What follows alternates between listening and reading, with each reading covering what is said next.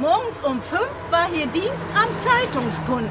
Da konnten die Männer, die zur Ruhrchemie zur Arbeit fuhren, ihre Zeitungen mitnehmen und was sie sonst noch so brauchten. Der Schwarzbaum, da unten liegt der... Ist der richtig? Nee. Ich bin ja 1945 vertrieben worden aus meiner Heimat Danzig und habe mir hier diese Existenz aufgebaut. Frau Vollmer war mein Schneewittchen, morgens um 6, wenn sie mit der Arbeit fertig war. Dann kam Wo der... glaubst du das? Ja. Aber ich habe auch immer so einen weißen Anorak angehabt, ne? Ja, Schneewittchen. Und dann war das hier ganz schwarz von der Zeitung. Ja. Und wenn der Frank gefragt hat, war die Mutter schon hier? Dann habe ich gesagt, guck mal, da hinten läuft sie über den Marktplatz. Die Kunden kommen, ne? Jo, hallo, moin Brigitte. Moin Gerd.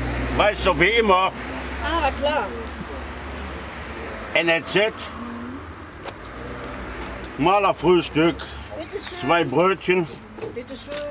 Stückchen billige Blutwurst und die Zeitung habe ich schon, alles Das ist klar. schon da drin. Ich muss langsam wieder Die Pause. was tun, ne? Was hat sich denn heute verändert in den letzten Jahren? Oh, was hat sich hier verändert, du? Die Alten sterben weg. Hier überhaupt nichts. Das ist so, bleibt ein Dorf, wie es war. Und das ist eigentlich das Schöne. Das andere wird doch so allmählich anonyme Vororte von irgendwelchen Großstädten. Da kannst du bald in die ganze Welt gucken, siehst du nur noch Hochhäuser. Wie wichtig ist so eine Trinkhalle für... Kommunikation. Das siehst ja, dass wir jetzt hier schon wieder hier stehen und labern.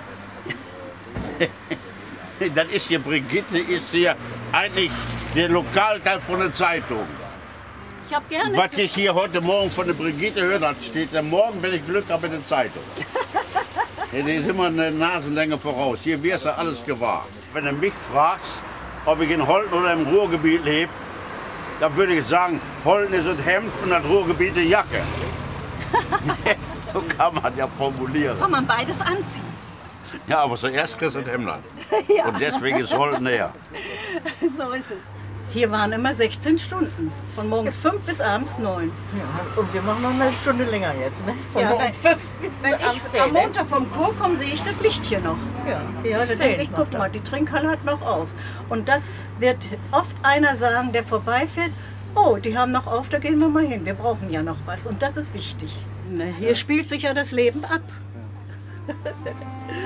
Ne, so ist es.